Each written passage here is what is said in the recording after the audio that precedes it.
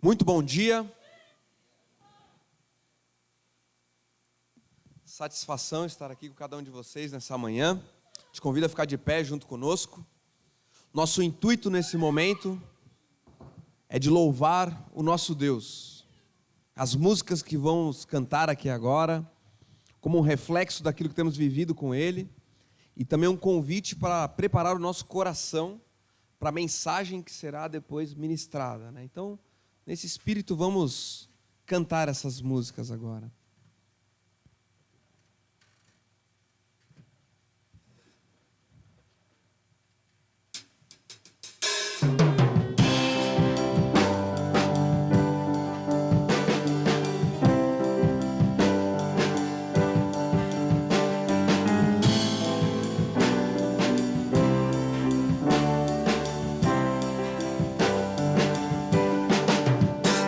Teu povo aqui presente, todos uma só voz declarando que só Tu és grande, exaltamos Teu doce nome, pelo amor, pela cruz, por Teu Filho Jesus, pois és santo, sim, és digno de louvor e de ser adorado. És bondoso, Pai querido, entre todas as coisas, Tu és verdadeiro, Senhor. É o Teu povo aqui presente, todos numa só voz declarando que só Tu és grande, exaltamos Teu doce nome, pelo amor, pela cruz, por Teu Filho Jesus, pois és santo, sim, és digno de louvor e de ser adorado. És bondoso, Pai querido, entre todas as coisas, Tu és verdadeiro, Senhor. Pois és santo, sim, és digno de louvor e de ser adorado. És bondoso, Pai querido, dentre todas as coisas, Tu és verdadeiro, Senhor.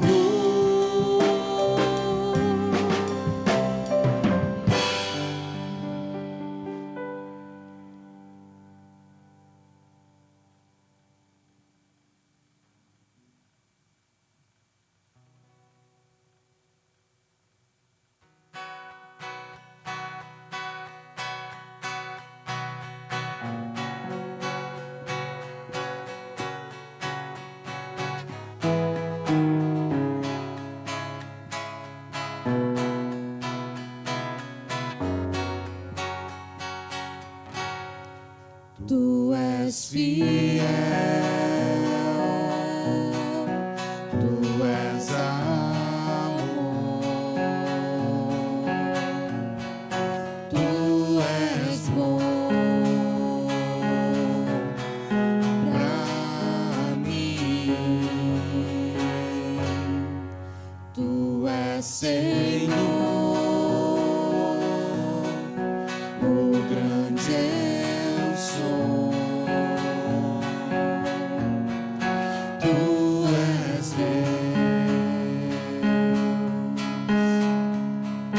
Tu és Deus e eu não sou.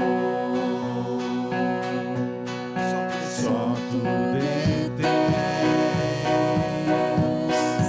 glória sem fim. És o Rei dos Reis.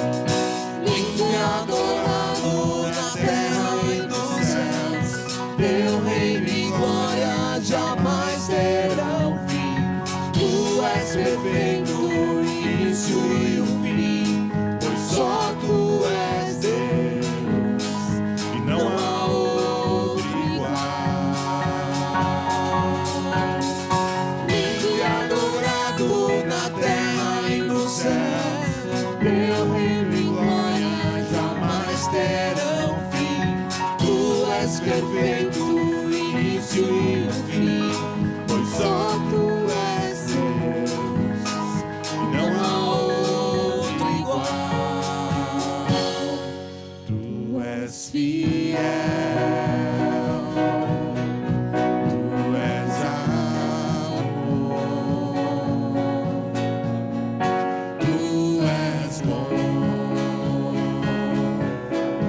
pra mim. Honra e louvor sempre darei, pois tu és Deus, tu és Deus, pois tu és Deus e eu não sou. Pai, Tu és Deus, nós não somos Deus, Pai. Nos coloca no nosso lugar, Deus, e nos coloca também no lugar de confiar nesse Deus Todo-Poderoso, Criador dos céus e da terra, que conhece as nossas necessidades, ó Deus, que está no controle, ó Pai, que está no trono, reinando, ó Pai, poderoso. Que possamos descansar em Ti toda a nossa ansiedade, possamos louvar e engrandecer quem Tu és, Pai. Essas músicas reflitam nossa caminhada contigo, Pai. Assume o controle da nossa vida e nos tira de uma posição que talvez a gente está nos colocando como reis da nossa vida, Pai. Que o Senhor seja reinado em nós, Pai. Em nome de Jesus, amém.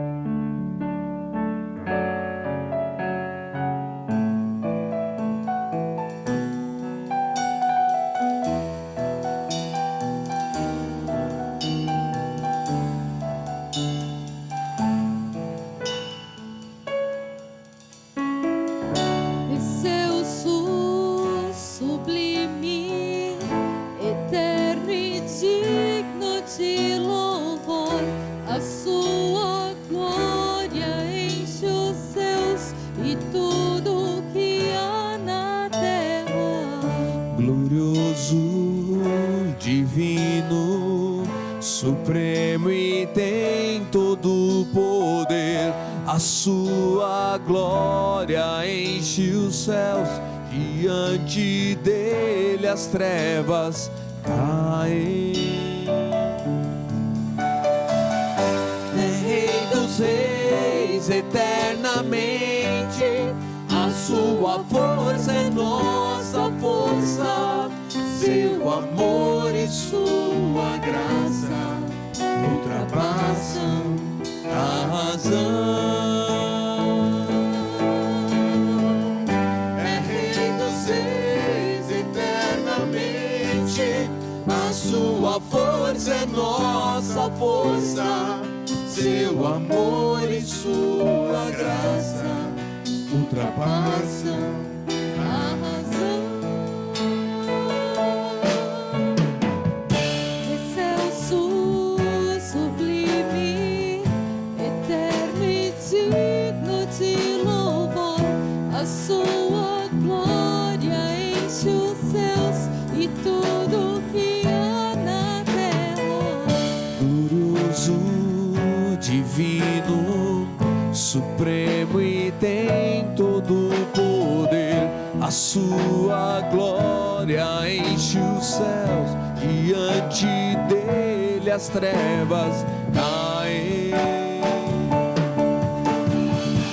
É Rei dos reis eternamente, a sua força é nossa força, seu amor e sua graça ultrapassam a razão.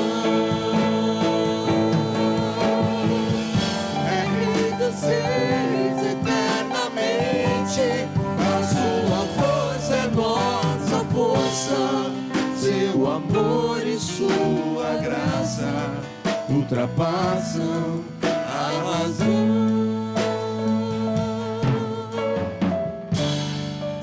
Amém, Senhor, meu Deus, obrigado. obrigada, Pai, porque não é pela nossa força, mas é pela Tua força, é pela Tua graça.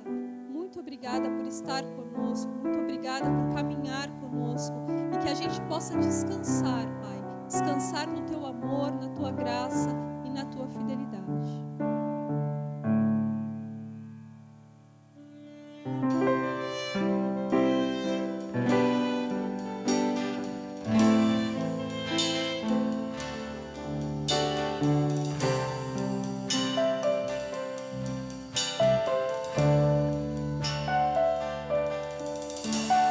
Grande é o Senhor e muito digno de louvor. Na cidade do nosso Deus, o santo monte, a alegria de toda a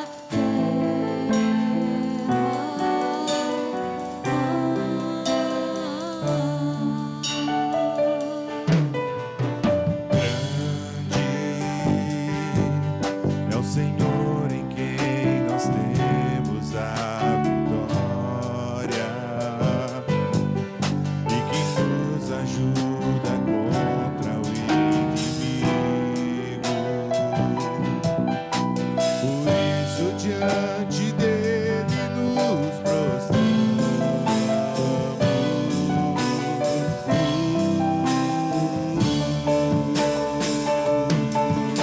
Queremos o teu nome engrandecer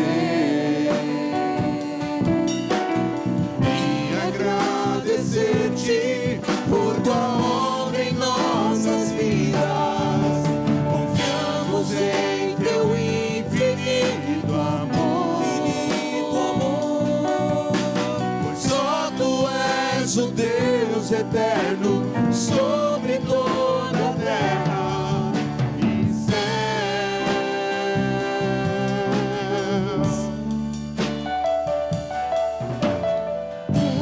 grande é o Senhor e muito digno de louvor. Na cidade do nosso Deus, o santo monte, a alegria de toda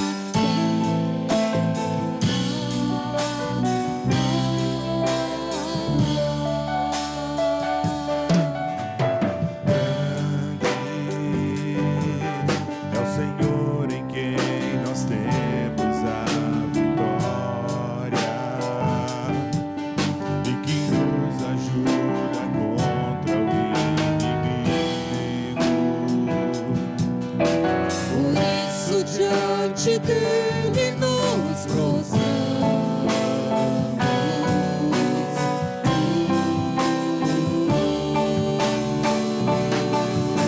Queremos o teu nome engrandecer e agradecer-te por tua obra em nossas vidas. Confiamos em teu infinito amor, pois só tu és o Deus eterno sobre toda a terra. Queremos o teu nome engrandecer e agradecer-te por tua obra em nossas vidas. Confiamos em teu infinito amor, pois só tu és o Deus eterno sobre toda a terra. Pois só tu és o Deus eterno sobre toda a terra.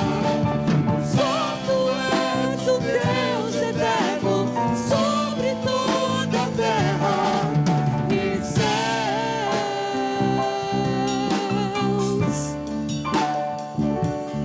E céus. Amém, amém. Nosso Deus seja louvado, né? Tome o seu lugar, pode sentar. Francesco. Bom dia mais uma vez. Muito bem, então nós estamos fazendo a nossa série basicamente nos evangelhos, né? Porque estamos falando dos encontros pessoais que Jesus teve com várias pessoas, quais foram as consequências disso na vida dessas pessoas. E hoje eu quero te convidar já para abrir a tua Bíblia lá no Evangelho de João, capítulo 9. Nós vamos ver esse milagre de Jesus, esse encontro de Jesus, onde ele cura um homem que era cego de nascimento, de nascença. E vamos entender o porquê Jesus fez, como fez, porque é um milagre meio estranho, a forma como Jesus faz, e também quais as implicações disso, né, para nós, o que nós podemos aplicar em nossas vidas hoje. Então, abre aí a tua Bíblia no Evangelho de João, capítulo 9. Se você tem o celular, o aplicativo, aproveita e já deixa no modo avião, para não ficar entrando em notificação, te dispersando a atenção. Então nós vamos ler dos versículos 1 até o 12, e depois vamos pular lá para o final do 35 até o 41. Então diz assim a palavra de Deus. Ao passar, Jesus viu um cego de nascença. Seus discípulos lhe perguntaram: Mestre, quem pecou? Este homem ou seus pais, para que ele nascesse cego? E Jesus disse: Nem ele, nem seus pais pecaram, mas isso aconteceu para que a obra de Deus se manifestasse na vida dele. Enquanto é dia... na vida dele, isso aí. Enquanto é dia, precisamos realizar a obra daquele que me enviou. A noite se aproxima, quando ninguém pode trabalhar. Enquanto estou no mundo, sou a luz do mundo. Tendo dito isso, cuspiu no chão, misturou terra com saliva e aplicou-a aos olhos do homem. E então lhe disse: Vás lavar-se no tanque de Siloé, que significa enviado. O homem foi, lavou-se e voltou vendo. Seus vizinhos e os que anteriormente o tinham visto mendigando perguntaram: Não é este o mesmo homem que costumava ficar sentado mendigando? Alguns afirmavam que era ele. Outros diziam: Não, apenas se parece com ele. Mas ele próprio insistia: Sou eu mesmo. E então, como foram abertos seus olhos? Interrogaram-no eles. Ele respondeu: O homem chamado Jesus misturou terra com saliva, colocou-a nos meus olhos e me disse que fosse lavar-me em Siloé. Fui, lavei-me e agora vejo. Eles lhe perguntaram: Onde está este homem? Não sei, disse ele. E agora vamos pular lá para o versículo 35. Jesus ouviu que o homem havia sido expulsado e, ao encontrá-lo, disse: Você crê no Filho do Homem? Perguntou o homem: Quem é ele, Senhor, para que eu nele creia? Disse Jesus: Você já o tem visto, é aquele que está falando com você. E então o homem disse: Senhor, eu creio, e o adorou. Disse Jesus: Eu vim a este mundo para julgamento, a fim de que os cegos vejam e os que veem se tornem cegos.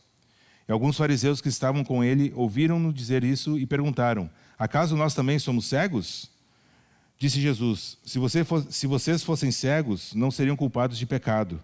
Mas agora que dizem que podem ver, a culpa de vocês permanece. Vamos orar mais uma vez, gente? Senhor nosso Deus, muito obrigado pelo tempo que já tivemos, Pai, de louvor e adoração. Obrigado pelo tempo aqui juntos já, Pai, de conversar também. Obrigado, Senhor, porque temos esse privilégio de termos a Tua palavra exposta diante de nós. E a minha oração, Pai, é que o Senhor use esse tempo conforme a Tua vontade. Que Teu Espírito Santo, Pai, nos capacite a entender aquilo que o Senhor tem, aquilo que o Senhor quer nos ensinar, Pai. Então nos dá foco, nos dá entendimento, abre a nossa mente para aquilo que o Senhor tem para cada um aqui nesta manhã. É em Teu nome que eu oro e que eu agradeço. Amém. Muito bem, então, embora não se saiba dizer quanto tempo se passou desde o capítulo 8, onde Jesus foge do templo, né? O pessoal começou a pegar em pedra para atirar em Jesus, e Jesus vaza, né, do templo. Embora a gente não saiba quanto tempo aconteceu isso aqui depois, esse milagre, fica muito claro que Jesus exemplifica aquilo que ele estava falando no capítulo anterior. Então, já fica aqui o primeiro desafio, que você leia o capítulo 8, porque vai fazer mais sentido ainda esse milagre de Jesus aqui. Mas no versículo 12 do capítulo 8, Jesus se declara como sendo a luz do mundo. Eu sou a luz do mundo. E esse é o teor da conversa ali. E aí no fim, então, os fariseus começam a pegar em pedras para atirar em Jesus e ele foge.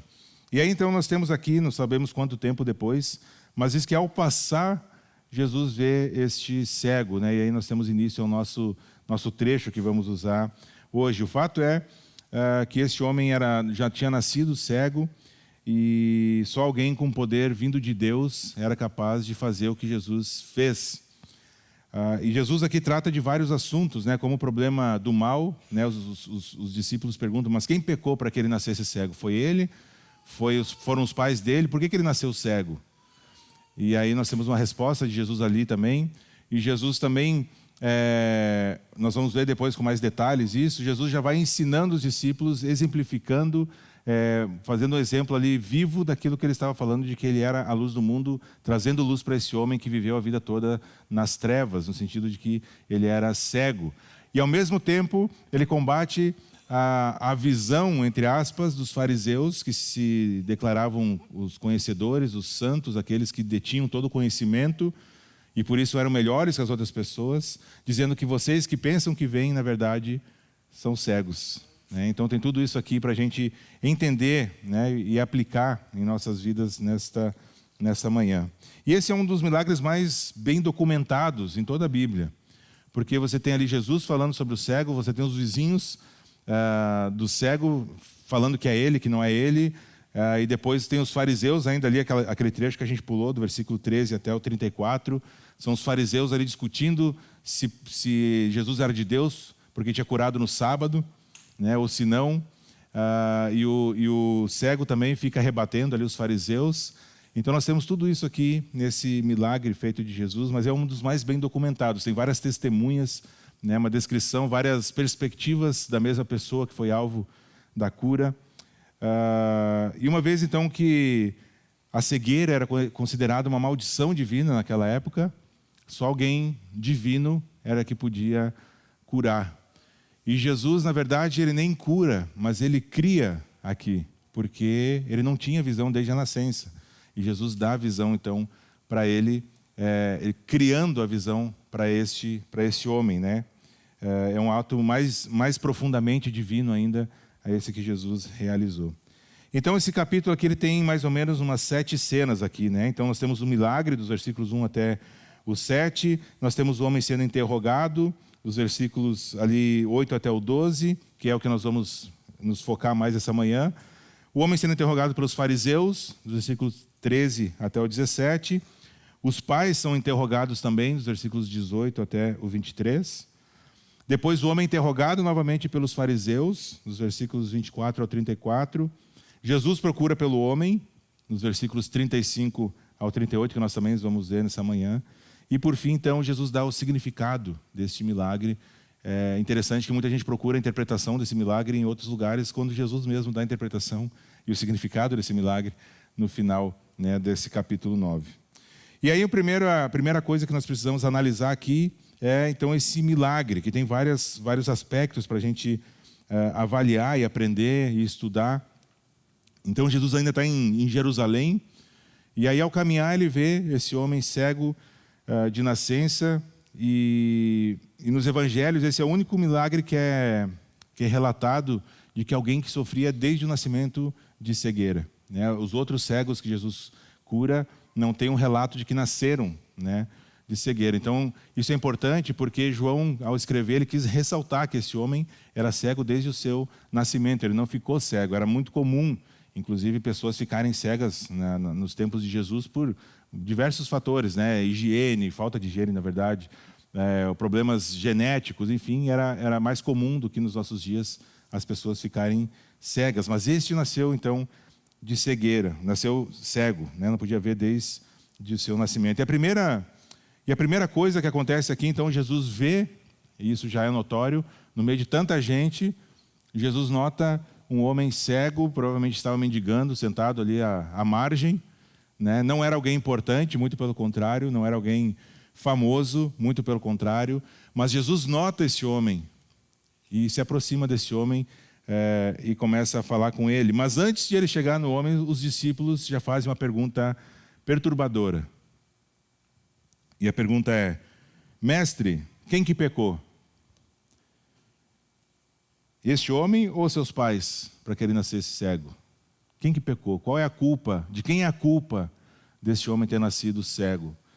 De quem é a culpa do sofrimento a cometer nossas vidas? De quem é a culpa de o pecado ter transformado o relacionamento nosso com Deus? Eles fazem essa pergunta para Jesus. Então, já de cara, ao invés de procurar uma solução para o problema alheio, eles queriam especular sobre o mais difícil problema filosófico, que é o mal. Como o mal entrou no mundo, por que nós sofremos, essas perguntas todas que são tão difíceis de serem respondidas. É interessante notar que os judeus, eles relacionavam todos os pequenas coisas que aconteciam ao pecado, inclusive coisas bem pequenas mesmo. Por exemplo, tropeçar e cair e machucou o braço. Era uma punição por causa do pecado. Até coisas graves, alguém que era cego de nascença, era por causa de algum pecado que alguém cometeu e Deus puniu pelo seu pecado. Então essa era a visão geral dos judeus. Tanto é que, por exemplo, lá no livro de Jó, quando Jó está passando por todo o sofrimento, os seus amigos vão lá e dão os conselhos mais furados, estão olhando por essa perspectiva, de que Jó, ou a família de Jó, tinha feito alguma coisa e por causa do seu pecado Deus os estava punindo. Então isso era também real nos dias de Jesus. Os judeus olhavam para o sofrimento como uma punição de Deus pelo pecado, ponto. Se você está sofrendo, é porque pecou. E obviamente que Jesus não aprova essa visão exagerada do sofrimento. É claro que, em última análise, o sofrimento existe por causa do pecado. Adão e Eva desobedeceram a Deus, caíram, foram separados, e nós todos somos herdeiros desse pecado de Adão e Eva. Consequentemente, o sofrimento está no nosso meio. Não funcionamos mais como deveríamos, o nosso corpo não funciona como deveria, como foi criado antes da queda, a nossa mente, as nossas emoções. Então, tudo está contaminado pelo pecado. Então, em última análise, sim, é por causa do pecado, mas não é só isso.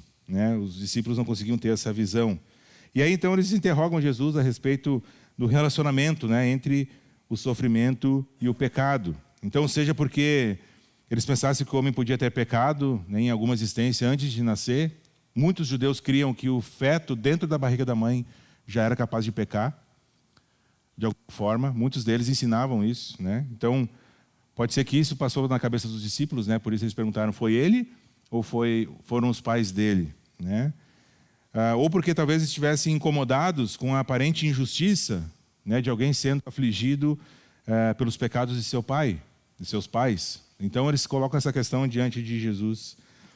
E antes da resposta de Jesus, a gente precisa prestar atenção que essa pergunta revela o qual frequentemente a gente rapidamente julga as questões que acontecem com a vida das outras pessoas e com as nossas vidas de forma errada, a partir da nossa perspectiva limitada, nossa perspectiva humana, inclusive esse problema do sofrimento. E aí os discípulos, então, são rápidos em fazer essa pergunta, porque eles acabam não reconhecendo que Deus também usa a aflição, o sofrimento, na vida desse homem, na vida de outras pessoas, nas nossas vidas, com outros propósitos, não simplesmente para castigar ou para punir por causa do pecado. A gente vai sofrer consequência dos nossos pecados, Deus vai permitir que as consequências aconteçam nas nossas vidas. Muitos dos sofrimentos que nós vivemos são causados por nós mesmos, por decisões erradas, por decisões de desobediência à palavra. Mas Deus também vai usar o sofrimento, às vezes, para trabalhar na nossa vida, no nosso caráter. De novo, o exemplo de Jó. No início do livro de Jó, se vocês lembrarem bem, diz que Jó era um homem reto, justo. E o sofrimento começa a acontecer na vida dele, não era qualquer sofrimento, começa a perder tudo, inclusive a saúde. E na perspectiva de Jó, quando a gente lê, a gente já sabe o desfecho. Mas Jó não tinha ideia do que estava acontecendo. Até então que ele entende que antes ele conhecia de ouvir falar, mas agora os meus olhos te veem. Então Deus usa o sofrimento também na vida de Jó, para trazer Jó para mais perto, ainda do que ele já estava. Então, essa perspectiva, os discípulos, infelizmente, acabam não tendo, de que o sofrimento não é somente, friamente, por causa da punição ao pecado. Então, no caso do homem cego, Jesus não afirma que o cego e nem seus pais haviam pecado. Ele diz por nenhuma dessas coisas, mas apenas que a sua cegueira não resultava de um pecado específico também. Jesus não está dizendo que esse homem ou seus pais não tinham pecado, mas que essa cegueira, esse específico, não era por causa de um pecado específico. Talvez por causa do pecado, e como eu falei, em última análise, lá de Adão e Eva, e por causa da genética, esse homem nasceu, então, cego.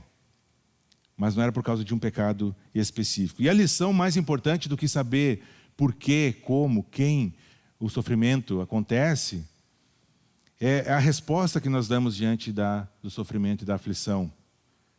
Porque a lição mais importante que nós temos que aprender é que diante da aflição, os filhos de Deus devem o invocar, se aproximar de Deus com fé, para que o nome de Deus seja resolvido o problema ou não seja resolvido o problema, seja glorificado através do nosso sofrimento. Essa deveria ser a nossa postura diante do sofrimento. E não ficar perguntando por quê, por quê, coitadinho de mim, coitadinho do fulano. Nós temos que lembrar que a nossa perspectiva ela é muito limitada, é humana. Deus está muito acima daquilo que nós podemos pensar ou imaginar. E Ele é digno de toda a nossa confiança. E não adianta só dizer que Deus é soberano quando as coisas estão bem. É quando as coisas não estão bem é que nós devemos exercitar nossa fé e dizer: Deus, eu não entendo o que está acontecendo. Eu não sei por que esse homem nasceu cego. Eu não sei por que esse problema está acontecendo na minha vida. Mas eu creio em Ti, eu confio em Ti, tenho fé no Senhor. Porque Deus é tão bom que mesmo antes desse homem crer, Jesus já estava o curando. Porque Deus tinha desde o seu nascimento um propósito para ele, estabelecido antes da eternidade. Então, em segundo lugar, nós temos a resposta de Jesus. Então, por que esse homem nasceu cego? Jesus responde que não foi nem o homem, nem seus pais que pecaram, mas que ele nasceu cego para que se manifestassem as obras de Deus na vida dele. É claro que Jesus não estava dizendo aqui que esse homem nasceu cego, Deus fez ele cego de propósito para que ele vivesse a vida inteira sofrendo, mendigando e chegasse nesse momento, se encontrasse com Jesus e Jesus o curasse. E se fosse assim, amém. Mas não foi, não é isso que Jesus está dizendo. Jesus não está falando sobre isso. Não está tentando induzir os discípulos a crer que todo sofrimento é culpa imediata de um pecado imediato. Também Jesus não está afirmando que aquele homem havia nascido cego especificamente agora para ser alvo do seu milagre. Ou seja, não significa que Deus intencionalmente fez essa criança nascer cega para que agora experimentasse a cura de Jesus.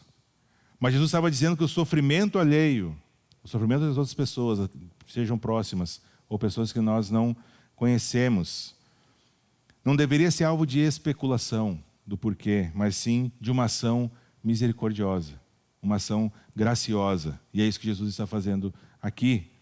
Então o sentido é que Deus é soberano sobre a nossa infelicidade. Também. É soberano sobre a cegueira dessa criança que se tornou um homem. E quando ela se tornou adulta, então, Ele o faz recuperar a sua vista, a fim de que Ele mesmo visse a glória de Deus no rosto de Jesus, e para aquelas pessoas que estão ao redor vissem a glória de Deus através desse milagre acontecendo, e que nós hoje, em 2022, estivéssemos aqui estudando essa passagem e vendo a glória de Deus através do poder de Jesus curando aquele homem de cegueira. É por isso que este homem nasceu cego. As tragédias vão dar a Deus uma oportunidade de se revelar de uma forma que talvez a gente não conhecesse nas nossas vidas. Então, não desperdice o seu sofrimento.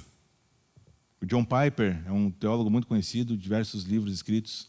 Ele tem um livro, porque ele foi acometido por um câncer, e ele tem um livro intitulado Não Desperdice o Seu Câncer.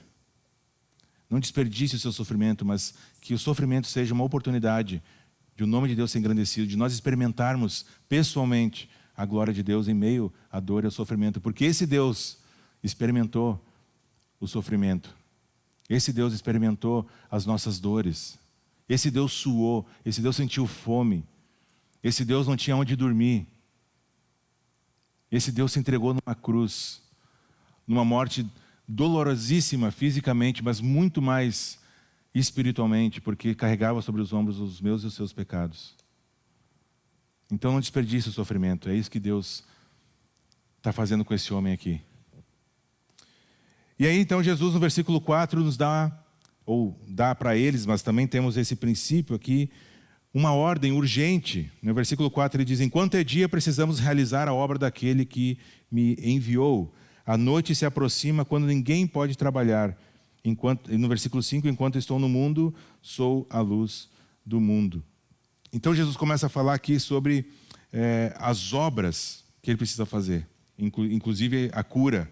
Né? E ele está falando sobre o seu ministério público aqui. Está falando, enquanto é dia, ou seja, enquanto eu estou aqui com vocês, nós devemos fazer a obra de Deus. Ele sabia que dali a poucos anos estaria morrendo na cruz, e no terceiro dia ressuscitando, pelo poder de Deus Pai. Mas ele disse, enquanto é dia, ou seja, enquanto eu estou aqui com vocês, vamos nos dedicar à obra daquele que me enviou. Jesus está falando isso para os discípulos que estavam com ele. Estão vendo isso que eu estou fazendo aqui? É isso aqui que nós precisamos fazer, mais e mais. Falar do reino de Deus, trazer cura, trazer a palavra, trazer o reino de Deus através da palavra. É isso que nós precisamos fazer aqui.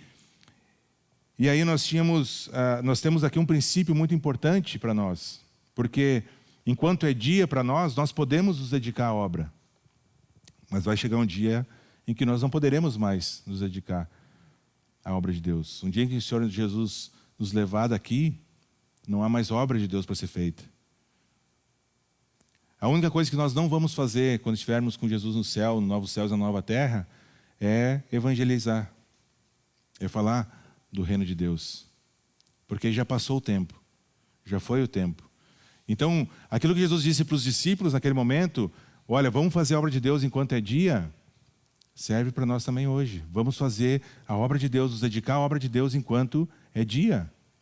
Porque daqui a pouco, gente, pode acontecer qualquer coisa e nós não teremos mais como exercitar, servir, evangelizar, seja servindo aqui, seja servindo onde você estiver, sendo sal e luz, sendo o Jesus que as pessoas estão conhecendo lá fora. Então, essa ordem, né, essa ordem urgente de nós fazermos o trabalho de Deus. Então, enquanto os discípulos discutiam, como que ele ficou assim, Jesus? Jesus respondeu, o que nós podemos fazer por ele? É uma mudança de perspectiva radical. Não é tão importante como ele ficou assim, mas o mais importante é o que nós podemos fazer por ele. Isso também está diante de nós. O que nós podemos fazer por aqueles que estão ao nosso redor? Nós temos feito essa campanha de doação de Bíblias. Você já entregou a Bíblia para alguém? Uma Bíblia? Talvez alguém que você queira falar de Jesus, e que aí você está se ensaiando e não tem muita coragem. Já entregou uma Bíblia? Pode ser aquela Bíblia que está em bom estado na sua casa. Entrega para a pessoa, fala de Jesus. Nós somos chamados a fazer a obra enquanto estamos na luz, acordados, vivos. Não depois. Esse marca-página que tinha aí nos bancos é para incentivar, é para entregar junto. Uma ferramenta para você falar de Jesus. É uma desculpa, gente, para você falar do reino de Deus, falar de Jesus para alguém que você convive e que não conhece. Esse é esse chamado urgente de Jesus. Em quarto lugar, então, nós temos aqui esse milagre em si, né? Jesus, então, antes de abrir os olhos do cego, Jesus mistura ali saliva com terra, e é meio nojento, né? Alguém misturar ali saliva com... Imagina alguém misturar saliva com terra e botar nos seus olhos. Mas nós temos que entender que na cultura deles, a saliva tinha propriedades, acreditava-se que a saliva tinha propriedades curativas. Então não era uma coisa tão anormal assim, usar saliva em machucado, em coisas... mas ainda assim é estranho, né? Jesus mistura ali, faz um emplasto e coloca nos olhos desse homem e manda ele se lavar lá no tanque de Siloé, que significa enviado. E aí há diversas especulações do porquê que Jesus fez o milagre como fez. Era representando que este homem ainda era cego porque faltava o barro da criação. Então Jesus completa a criação, dando visão a este homem, porque fomos feitos do barro, certo? Jesus completa ali. Há outras que dizem que Jesus usou isso para exemplificar como que lá em Gênesis 1 o homem tinha sido criado. Então, assim, há diversas interpretações. O fato é, o que nós podemos dizer a respeito do porquê Jesus fez assim? Porque Jesus, ele é pessoal. E cada milagre que Jesus fez, ele fez de uma forma diferente. Porque Jesus não faz as coisas em massa. Jesus, ele é pessoal. E Jesus, ao olhar para esse homem, por algum motivo, ele quis ensinar algo ali para os discípulos que talvez para a gente escapa, mas para que os discípulos que estavam ali ao seu redor entenderam. Mas o fato é que ele curou, então botou um emplasto no homem e mandou ele se lavar lá no tanque, que significa enviado. E aí pode ser também, dizem, né? Não, que o homem foi enviado ao tanque, chamado enviado.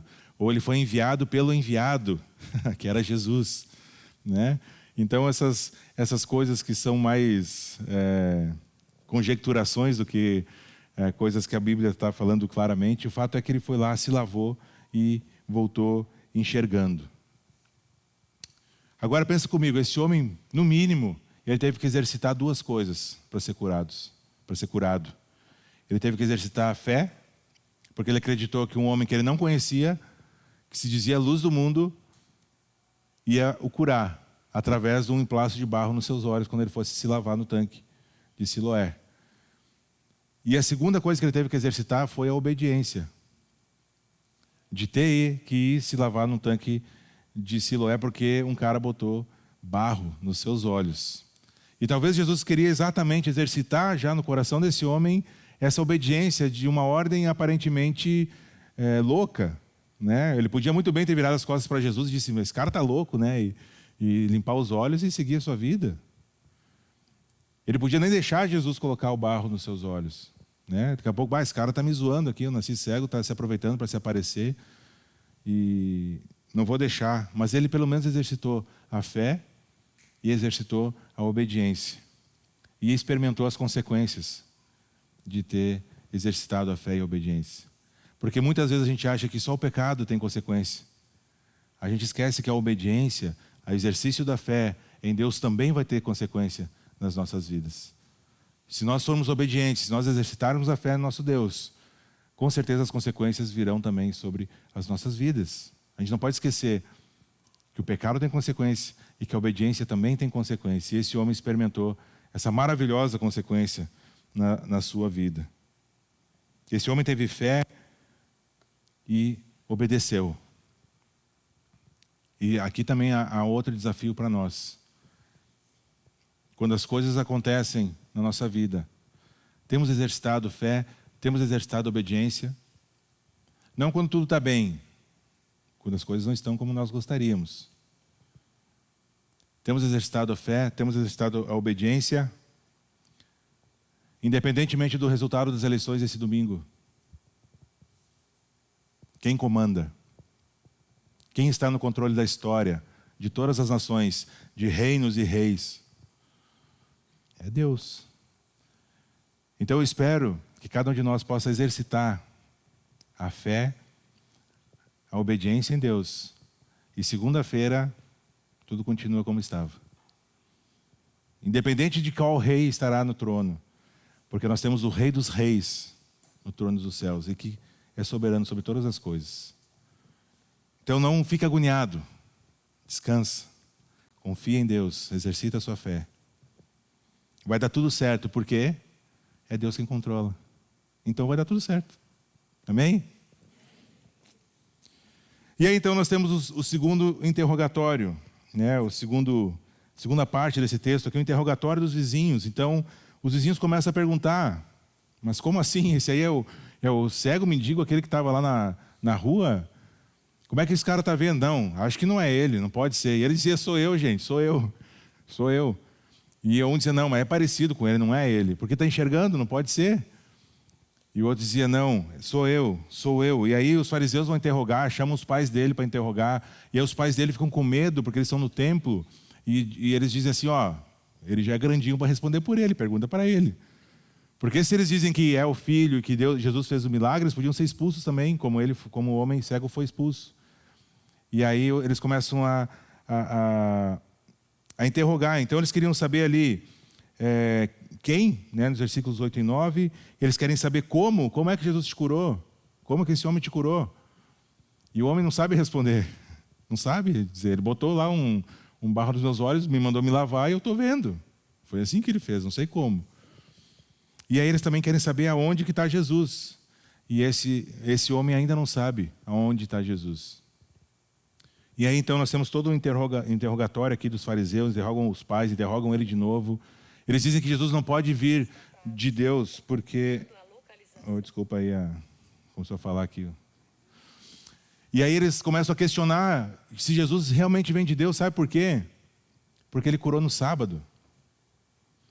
E um homem que cura no sábado não pode vir de Deus para um fariseu. E é isso que Jesus vai combater no final.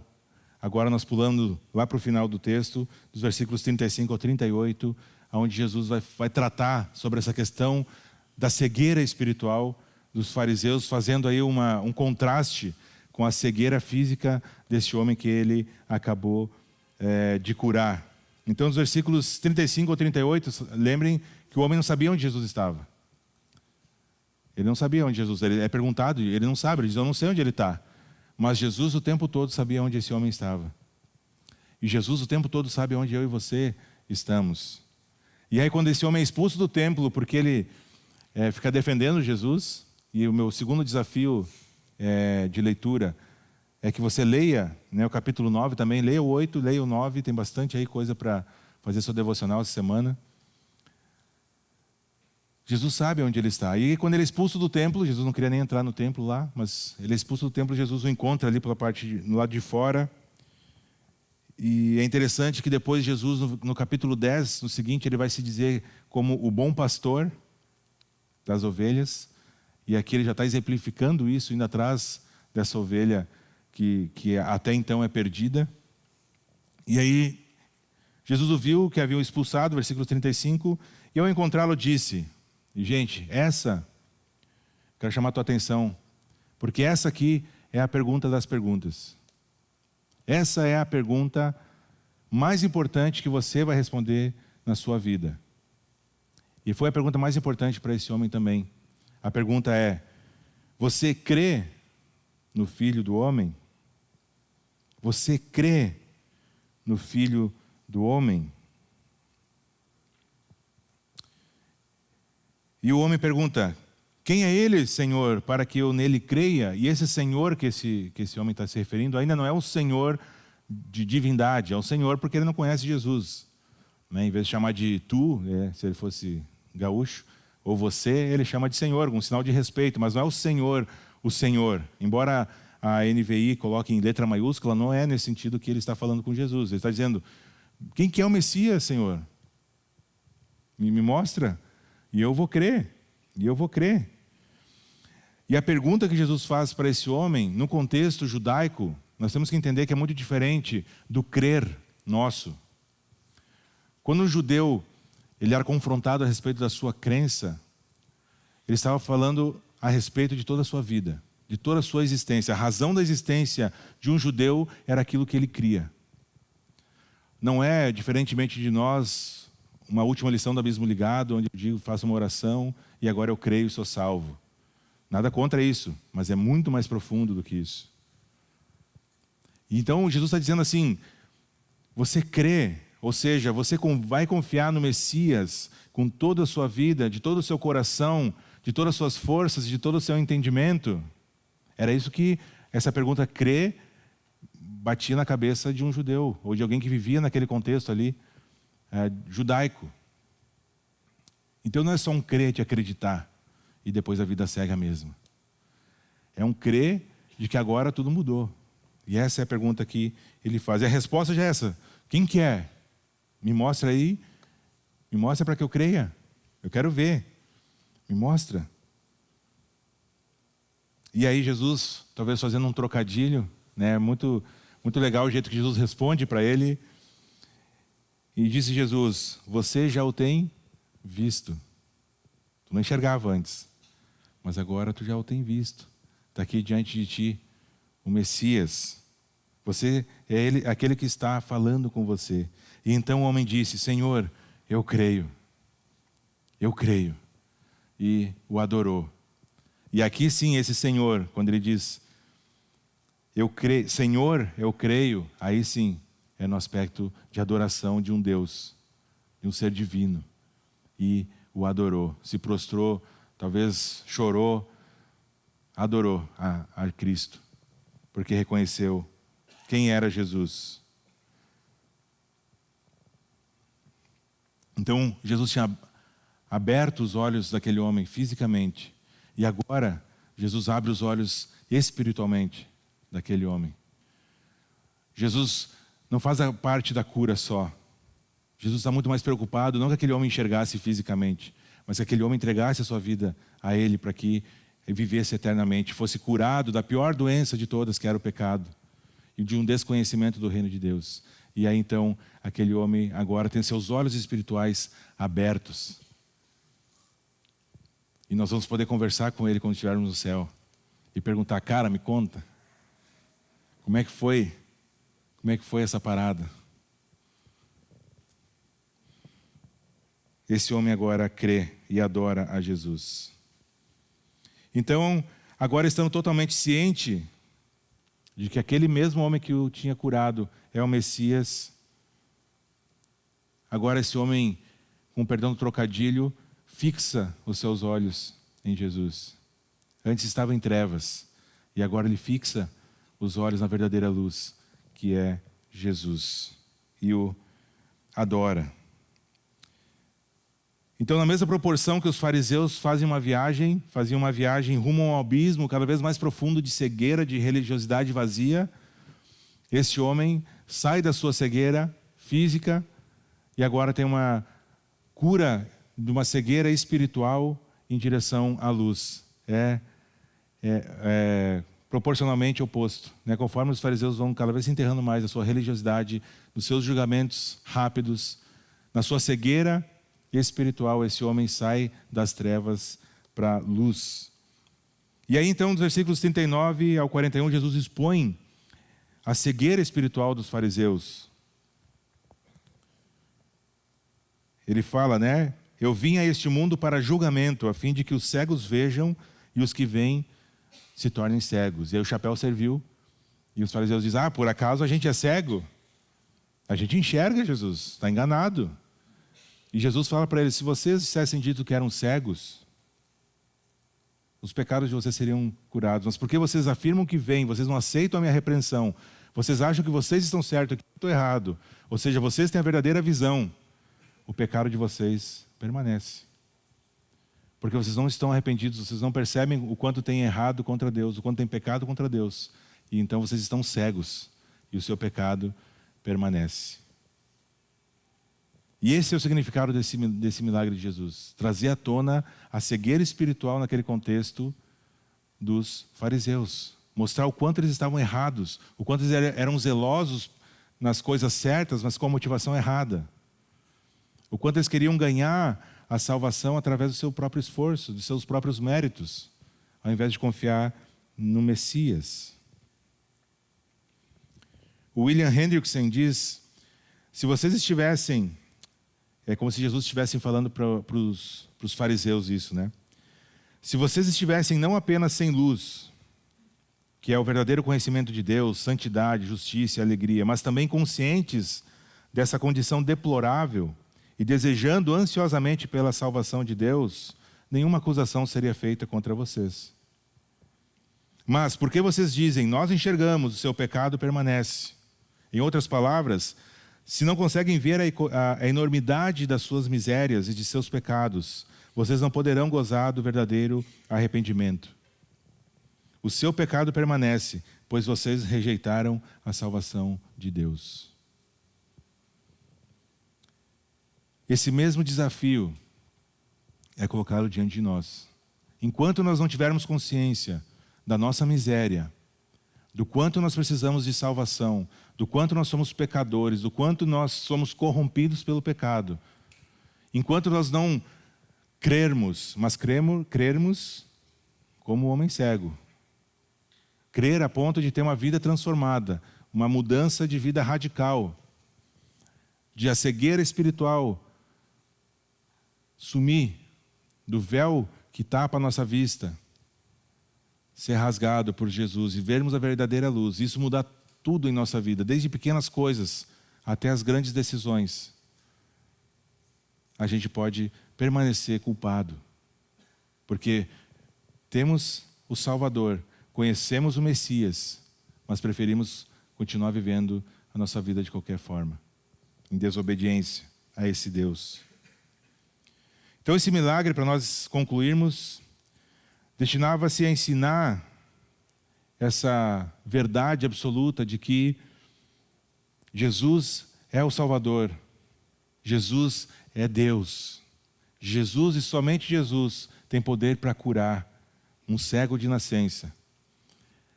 Somente Ele tem poder para curar almas mortas, ressuscitar almas mortas e romper o véu que nos separa de Deus. Essas obras tão poderosas jamais poderiam ter sido realizadas por um homem comum. Então, na cura desse cego, nós vemos a mão do próprio Deus conduzindo esse homem ao arrependimento. Primeiro a cura física e depois uma cura espiritual. E Jesus, em alguns momentos, inverte essa ordem. Por exemplo, aquele homem acamado, paralítico, que descem pelo teto, lembra essa história? A primeira coisa que Jesus fala para ele é que seus pecados estão perdoados. E ali é primeiro uma cura espiritual. E depois Jesus diz, pega a tua maca agora, levanta e anda. E aí é uma cura física. E aqui Jesus faz o caminho contrário, mas ele conduz esse homem à verdadeira conversão, a ter uma verdadeira visão. E acima de tudo, esse milagre tem um propósito de nos deixar esperançosos quanto à nossa própria salvação. O que nós temos que fazer?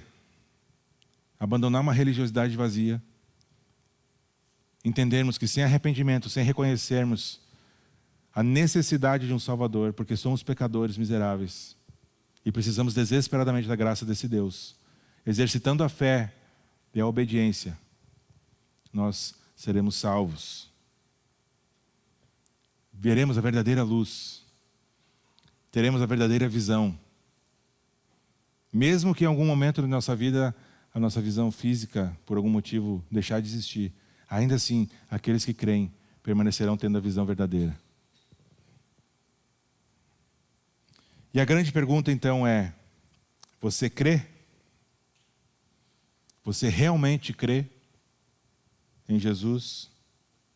E se sua resposta for sim, isso se manifesta na sua vida, no dia a dia? De que forma isso se manifesta? A oração para mim mesmo, a minha oração, e que eu estendo a vocês, é que essas palavras não sejam verdadeiras a nosso respeito. João 3, versículo 19, quando Jesus está conversando com Nicodemos, mensagem de alguns domingos atrás, Jesus fala, esse é o julgamento, a luz veio ao mundo, mas os homens amaram as trevas, e não a luz, porque as suas obras eram más. Que isso não seja verdade na minha vida e na sua vida, mas é cada um de nós, diante de Deus, é que tem que se avaliar, pensar, refletir. Lembrando que Deus não tem netos, né? Deus tem filhos. Então, é uma decisão pessoal, uma escolha pessoal. Cada um de nós precisa se avaliar. E graças a Deus, se você já tomou essa decisão, porque pode desfrutar já das bênçãos do reino, do relacionamento com esse rei.